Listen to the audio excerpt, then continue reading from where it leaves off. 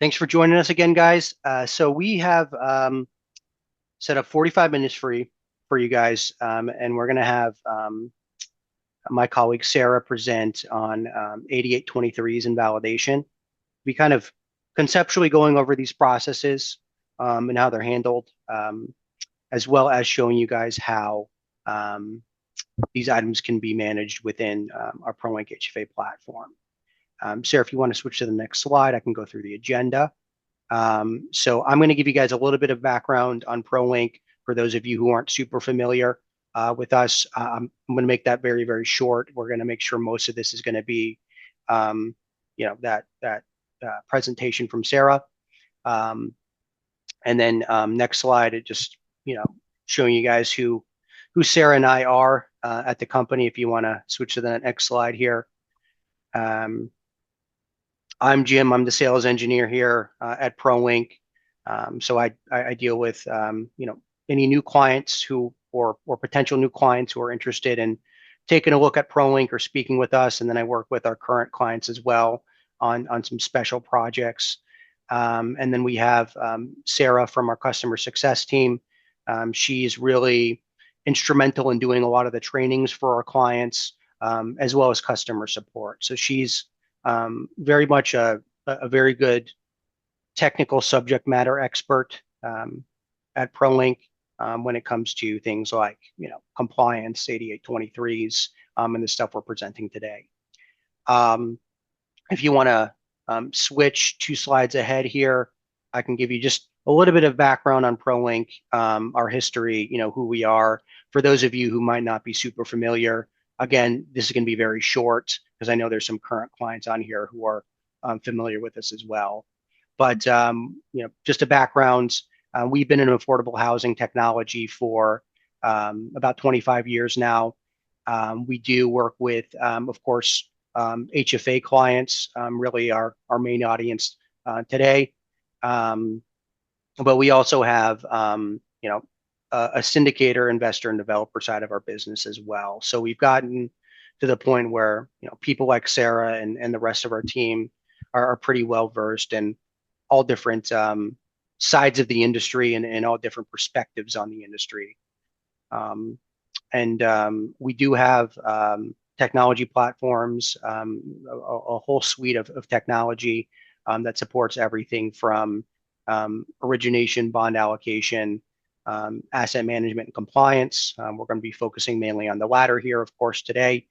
And we do have a couple state agencies who've used us for emergency fund deployment, hardest hit fund back in the '08 recession time period, as well as the homeowner assistance fund program around COVID time.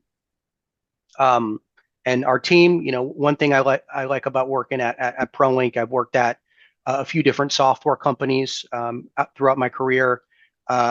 Usually when you work with software companies, I found you have people who are very strong on the business side, but light on their kind of technology expertise, or the other way around. You have very smart programmers who aren't very familiar with the business side of things. One thing I really love about ProLink is we have a team who is very well versed in both. We have many employees here who are kind of lifers at ProLink. Sara, she's been here over 15 years. Most of our product designers have been here for over 20 years. I think our lead product designer who builds most of this stuff or designs most of this stuff for our team to build, this is his first job out of college. So, we really feel like we have a very strong background both in affordable housing as well as building technology for it. And this will be my last slide. This next one is kind of just highlights, our presence in the industry. Where does our expertise come from? We feel like we learn a lot from our clients. So the more agencies we work with, we feel like we just get more knowledge and more experience in the industry and get a little bit of a different perspective on things like we're presenting today. So at this point, we're in about 1/3 of the HFAs work with ProLink, and I think our stat now is almost 30% of all LIHTC credits are processed through ProLink's HFA platform. We recently brought on a couple this year, and we do also have some solutions for a couple supportive services agencies, one in California and one over in New York. But that's it for the background section.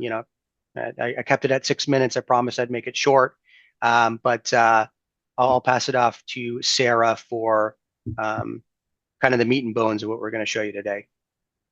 Thank you, Jim. Thank you very much. Thanks for joining us today, everyone. We're going to go through some 8823 stuff. It's going to be a lot of fun because how can it not be when we're talking about tax forms, right? Part of this is just going to be generally discussing what the 8823 is for, which I kind of assume that most of you know, but if not, there may be some agencies that have new folks on their team just taking a look at how this might work in ProLinkHFA. So we're going to talk a little bit about that and kind of go through the process of how we can get that populated and generated and validated and signed.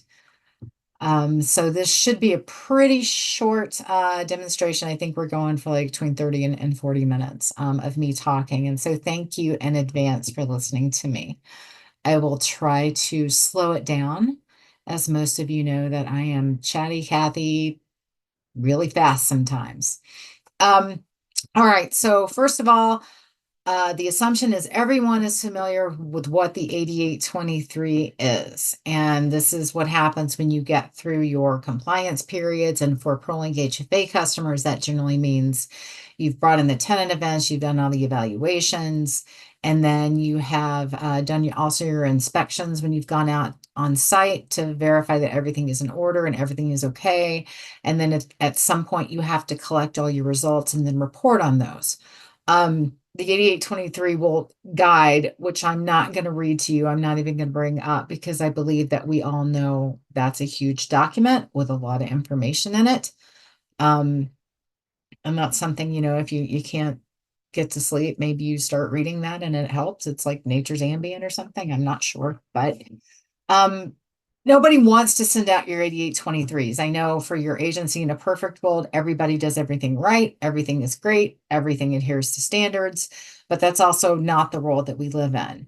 And if you are going to have to submit an 8823, you want to submit the corrected one. You just want to be able to tell your property, hey, wink, wink, nudge, nudge, fix this stuff. I have to record it, but let's record it as corrected. That's why you have a certain amount of time to where they can get that taken care of and get back to you and let you know that the non-compliance issues were resolved. And that kind of looks good on them too, because nobody wants to be out of compliance and lose any of those tax credits because there are many people that will be unhappy about that.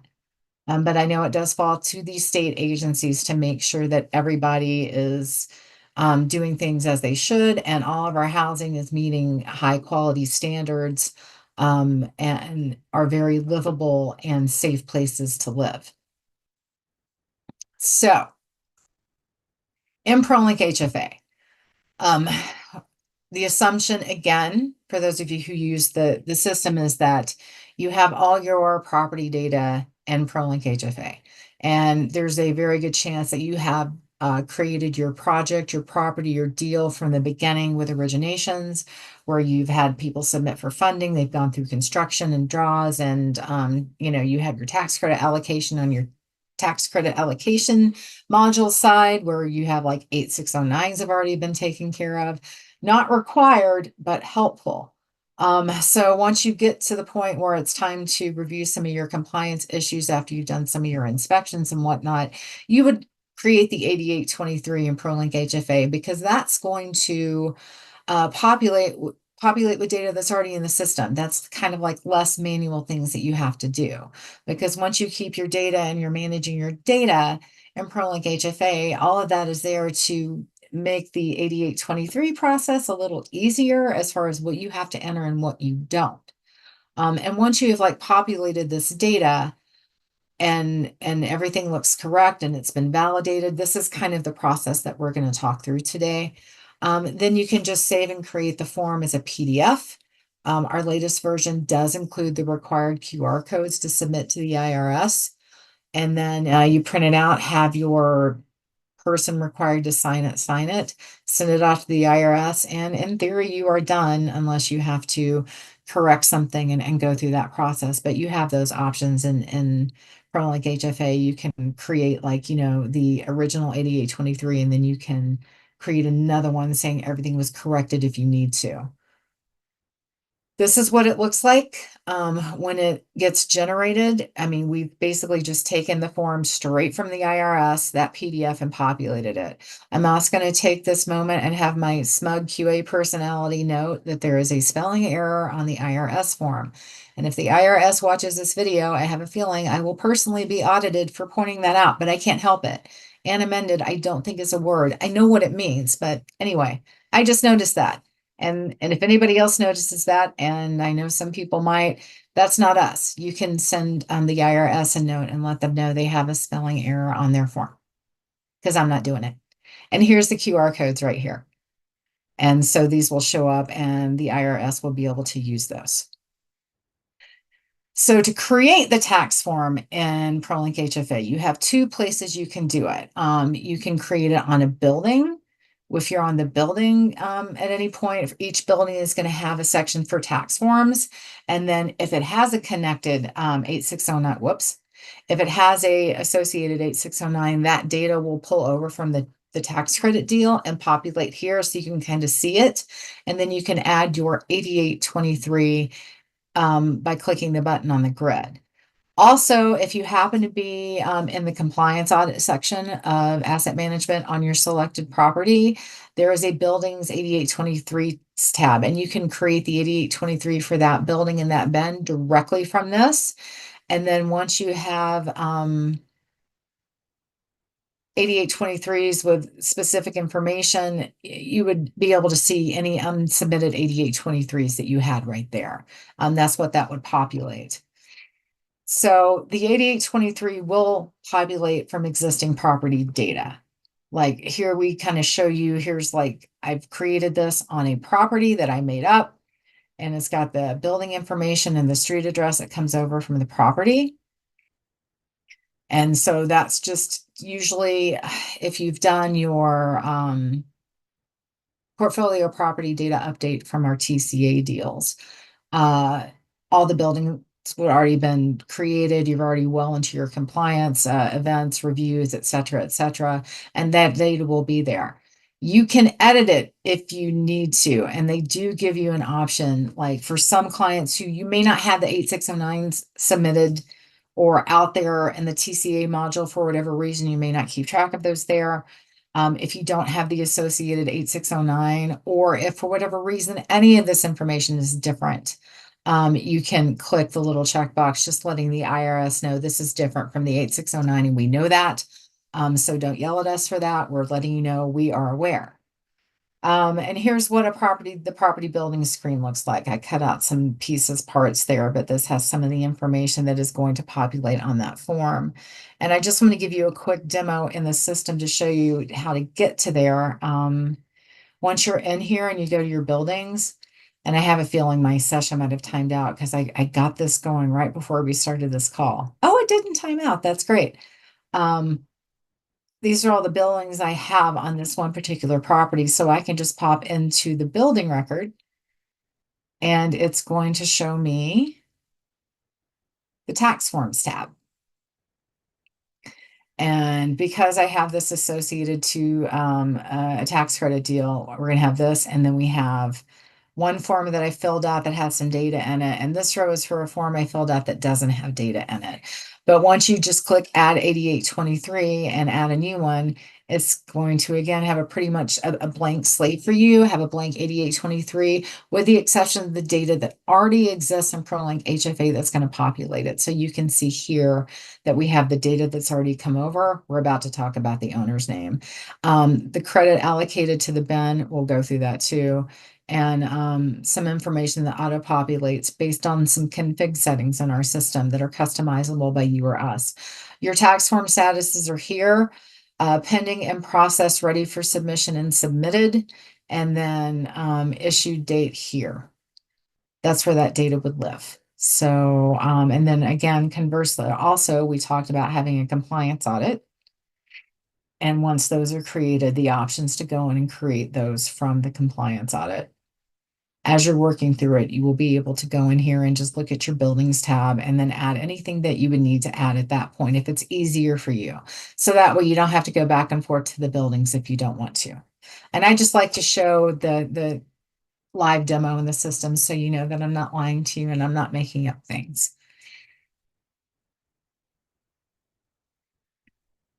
So building information from the property building will populate the 8823 if it's populated. Again, if you need to change it for whatever reason or update it, you can.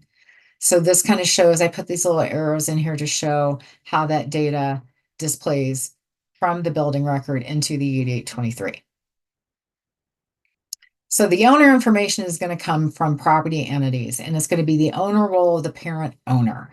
And, you know, most of you probably only have one parent owner. Occasionally you might have more than one. Maybe it changed parent owners at some point. So this information on this slide talks about how the effective dates and the parent owners will populate based on how you have these set up in the system.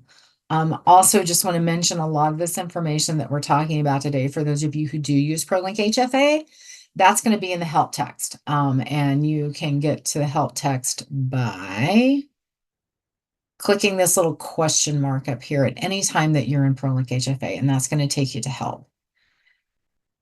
So the owner information is going to be dependent on that. Now, there's other information that shows up that lives on the owner record for the entity. And if you don't know, if for whatever reason you get in that situation where you've created the 8823, you do have an owner on your property, but it's not showing a street address or the taxpayer identification number. Just a quick reminder that in order to get to that information, you go to property entities. And if you have an owner that hasn't been added also as a property entity and just an owner, you're probably going to see a 0 there, but that does not mean it doesn't have an owner. So when you're at the property entities level and you see your entities here, all you need to do to get to the parent entity record to make any updates that you would want to make, you would just click here. If it's an editable grid, you can do a show read-only grid. I don't think it matters. It doesn't matter. Just click into that. It will take you to the entity record. And that's where you would add any information you need that needs to be in the 8823, like with the street address. Because I know sometimes, you know, you add entities, you may not add all the contact information and mailing address information, or, you know, even the tax ID number. But if you make that part of your process every time you bring on an entity, where it's like, hey, part of our internal process is to make sure that we have this information. We have the name, we have the mailing address, and we have the tax ID number. Your future self will thank you for setting up this data initially, so you don't have to do it when you get down to the wire, that all this is already going to be in the database for you when you need it and the time comes to create this data. So the total credit allocated to this bin on the 8823 is going to come from any submitted 8609s. If you have 8609s over on the associated tax credit allocation deal, that value is not going to show up. Your maximum housing credit dollar amount allowable, which transfers over to total credit allocated, it's not going to display. So your tax form status for the 8609 must be submitted. Now, if you don't have 8609s for whatever reason, or you haven't submitted them yet, but you want to enter some information in the total credit allocated to this bin, you can manually update that as well. So just understand again, like, you know, the how ProLink works together with the tax credit allocation module and the data that comes over to the portfolio property.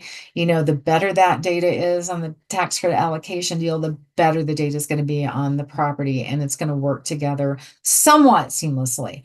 So just in case you're not using the tax credit allocation module that way, this is a good way to update this data and make asset management's life much easier. And we should all care about that.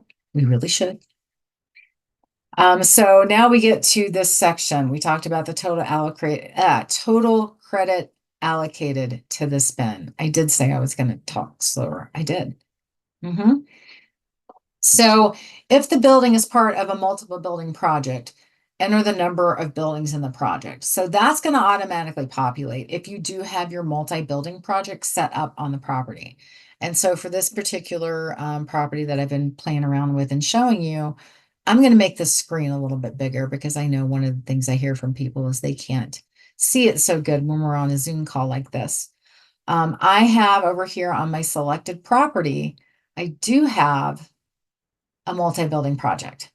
And just a quick refresher on that, for those of you, if you want to have a bin, a building with a bin that's on a multi-building project, you have to have that box 8B checked. Otherwise, it's not going to show up in here. And on this particular property that we're working with for this demonstration, I only have 4 bins that have that box checked. That's why, and I'm going to show you the box in a second, but that's why there's only a few on here. And this is one of them, the 90010. It's the one I'm kind of using as my example.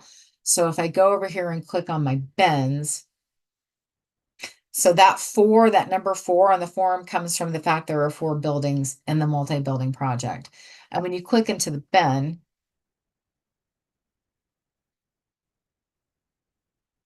slowly but surely, this is where your 8B selection is made on the bin itself. This is something that has to be done manually, unfortunately.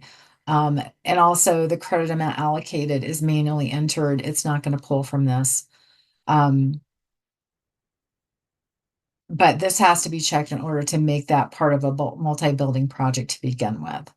So as you're setting up your properties and you have the bins, even if you've done the portfolio property data update, you're going to need to go into the bins and update the 8B checkbox if you want to create a multi-building project with it. So that is where that number comes from. And then we talk about the total number of residentials in this building. That's how many active units you have on the building. In this example, I only have 3. Now, the total number of low income units in the building are going to be numbers of units that are not a unit type of market. And so right now, all my units on this building happen to be low income units. Usually that value is going to be dictated by what the unit type is going to be on tenant events. So that's going to give you that number. Everything else on this screen has to be manually populated. So this would be something after you've, you have your list of how many residential units do have non-compliance issues, you would put that value in there. And there are like rules and regulations to make sure in this scenario, well, I shouldn't say rules and regulations, validations that adhere to the IRS rules and regulations for this form. If I want to put total number of residential units that have non-compliance issues and I put a number over 3, it's not going to let me do that. It will yell at me. Total number of units reviewed by the agency, kind of the same thing. You can't have more than's in the building because this is very building specific. And then the date ceased to comply, the date non-compliance corrected, and checking the box if you're filing only to show correction of a previously reported non-compliance problem. So all of that data the human being has to go in and make these updates for that. Bear with me, I'm checking whoops. All right, so when you get to the lower part of this is where the actual non-compliance magic happens, if we want to call it that. Here's all the items that we have in here that you can check that are out of compliance and if it's been corrected, but from just, obviously it has to be out of compliance before we can correct it in theory, right? So when the form has a checkbox selected and when the text box is populated for more than one of these questions here, when we do print the PDF, and I'm sorry, I have a cat who wants to help me demo this to you. The systematic PDF will append the attachment of the explanation for every one of these, like 11C, that you have this checked, and then you have your C comments and explanation. I just put a little bit of data in here. I didn't put a lot, but it's a big text box. I think we have like either a 2,000 or 5,000 character max on these, as most of our text boxes do have in ProLinkHFA. But anything you put in there is going to generate on the PDF when you generate the form. And this is kind of what that's going to see all that room. You can explain a lot in that box. And that's going to bring up, all the data that you're talking about where the non-compliance issue is and all the details that you have for that. So These fields on the 8823 are manually populated. So if you have any building disposition information that you need, that would populate. You would have to manually enter all that information if anything's changed. Now, fields 14 and 15, this is part of a config setting where you can add like your 8823 contact person. If there's only one person in your whole agency, that handles the 8823s. Hopefully they're not that busy, because maybe you don't have a lot of 8823s because nobody really wants to create one. This can be populated in the config settings, and every time you create an 8823, this information is going to pull over from that config settings into the form. And then same thing here with like our print name and title. This is something that's populated in the config settings. So every time that you have an 8823, the authorizing official at your agency, their name is going to show up here. And then when you print out the PDF, they can just sign that on the signature of authorizing official on that PDF. So I'm going to bring up my screen really quick. And I'm going to kind of go through another flow. I think I'm going to go ahead and create another, I'm just going to create another 8823 while you watch so you can see how relatively easy it is. And just so you can see it in action. And I'm just going to keep clicking on the wrong screens apparently before I get there and just take you on a nice little tour of ProLinkHFA while we're at it.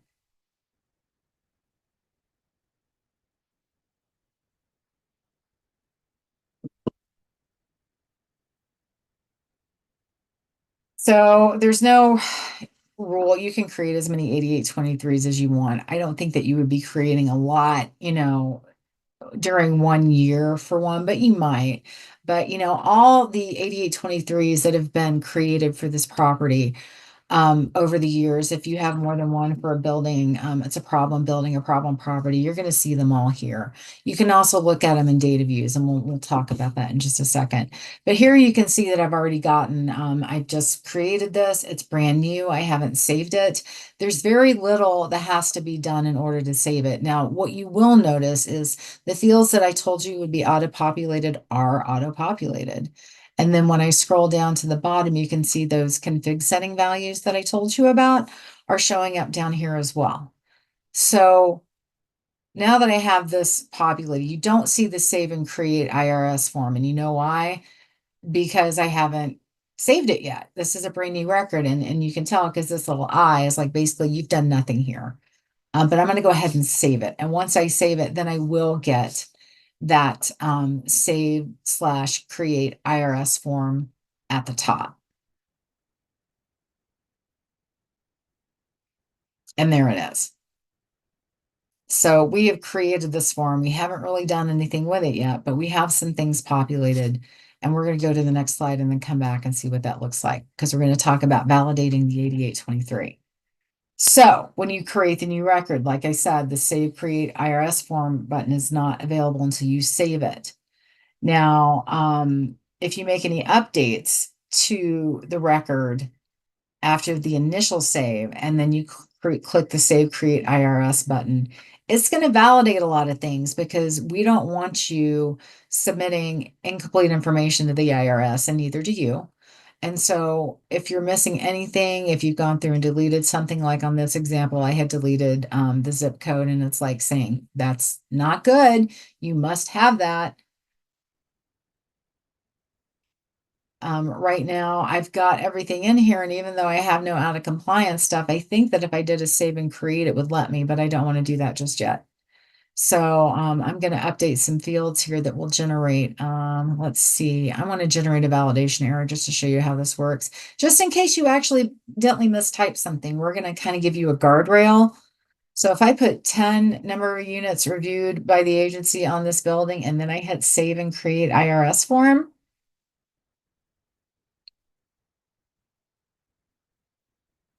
it doesn't like that. It's going to give me an error saying, hey, you can't have more residential units than the total number of low income units. So it's not going to let me do that. So that's how the validation is going to work there. These are all the things that it validates. It lets you know that you have the missing data so you can go change it. So again, we're trying to give you some guardrails to make sure that this is as painless as possible. Again, here are some of the other things that show up when you do not meet the 8823 validation requirements. And again, these items can be found in our help text. If you forget what they are, you don't know what that means. They're pretty descriptive. They tell you exactly what line number is the offending line number and what needs to be fixed. Another thing, it's like, you can't have future dates. The non-compliance corrected cannot be a future date. So there's a lot of validation that happens to make sure that all the data you put in there is valid before you even think about sending it to the IRS for their review. So once you have everything in there that you need and you have successfully saved the 8823 and you get this button that we talked about, the Save and Create IRS form, you want to change that value to ready to submission, because when that happens, an email is sent to an executive management person based on their business unit to alert them that, hey, the 8823 record is ready for signature. And hopefully it's that person that you put in the config setting whose name is at the bottom of the form, because I think that's the person you want to sign it, right? And it's going to give them a link. It's just, this isn't a workflow. This is actually code that's programmed into ProLinkHFA for this. And if you're not aware of this or how this works, let me know. Most of you know how to get in touch with me or enter a support ticket, and I can go over that with you and show you how to set it up for that to work. Because it's going to give them all the information they need to go out and look at this form and let them know they can generate it and sign it and do what they need to do. Again, based on your internal processes at your agency is depending on when you're going to save and create it and do what you need to do. Depending on your browser settings, the PDF will be automatically downloaded or it will open and say you can save the file. So let's kind of see what that looks like. I'm going to get out of here because I already have a file that I'm ready to generate that I know that will validate, that I know that will work. And I kind of want to show you how that goes. So let's wait for me to cancel right here. I'm going to click on this one. This is the one that is ready for submission, and this is the one that I want to generate.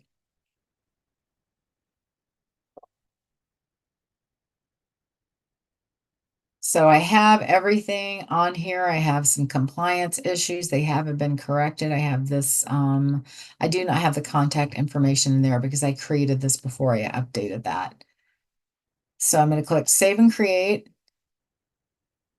And look up here, because this is apparently on we use Chrome, and now when I download something, I get a little arrow up here that says, hey, you have this file. And I may have downloaded this a lot. So it has a number 7 on it because I've downloaded this particular one very often.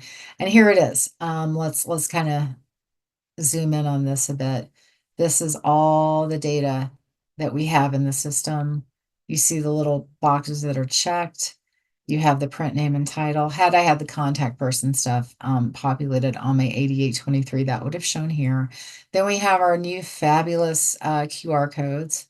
And then the general instructions does get added just in case, whatever reason, somebody forgets what all this stuff is when they generate the form. They can look right there and it's going to be there.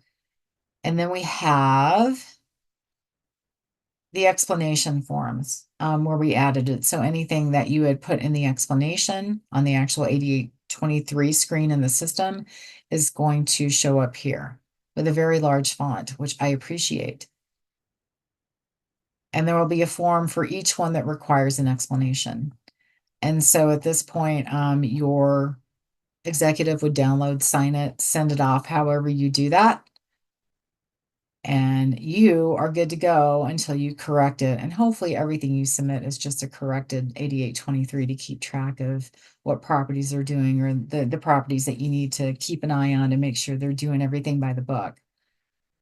So, wait, one more thing before we finish, because I do think I have a couple more minutes. How do you know what the 8823s have been sent, where they're gone? This is where I talk about, for those of you who are ProLinkHFA customers, you know how data views work.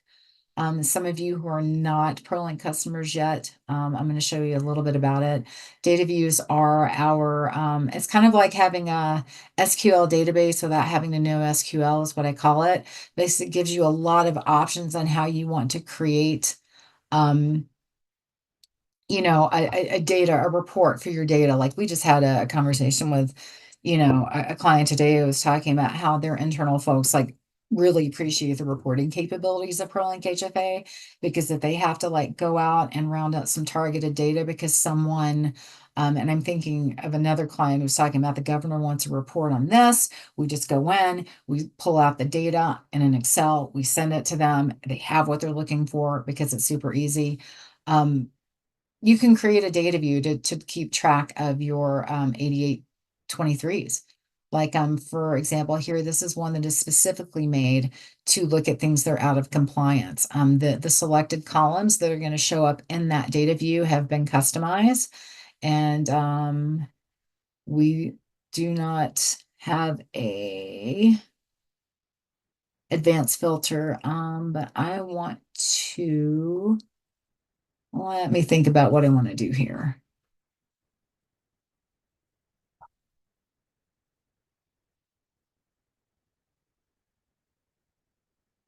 I'm going to say that number of residential units with non-compliance issues is greater than 0, because that's going to be a good advanced filter to basically take out a lot of records that won't be applicable to what I want to look for before the data view even gets generated. So I've made this 8823 out of compliance. And so once I've created that data view, and that's kind of a personal to me data view, when I generate this, let's see, we have 4,000 records. Let's see how many come back. We filtered that down to 300 records. And these are going to be sorted by date of noncompliance. But if I want to change how many rows are displayed here, and then I can kind of group these by properties, so I can kind of get like a high level look at which ones are out of compliance. You can also create a data view to filter by asset manager and how many of asset managers have like properties that are problem properties. I just want to group this right over here. And it's going to give me a chance to go through and see all, you can see here, property name, property name. You know what? If I don't want to look at this one, I'm just going to get rid of that. Oh, now I can look at this one. We can take a gander at some of these other ones and just collapse these and see how many issues each of these properties have. You can also export this in a formatted spreadsheet that's going to have these listed out. So then you can also look in your spreadsheet and see if they're by property. And then the unformatted export, which is just one big gigantic dump of data to look through that you can turn into a table if you want to do some things out of the system to keep track of what is in compliance and what is not in compliance. So I think that brings us to the end of how 8823s work in ProLink HFA. Jim, would you like to take over and talk about our next webinar, please? Yeah, sure thing. Thank you, Sarah, and thanks everybody for joining us today. Our next webinar is going to be on September 4th at 3 p.m. Eastern Time. And I will be going through our insurance module in ProLink HFA. Allows you to do things like setting up insurance carriers and carrier ratings, as well as being able to set up and track policy information. And then we do have functionality um, for tracking premiums and payments and escrows too. So going to show you guys some of that functionality. If you're not a ProLink user, it might be great to great for you to see what we have to offer. And if you are a ProLink user, it could be a good opportunity for you to see maybe an area of the system you could take more advantage of. But that's going to be our next webinar.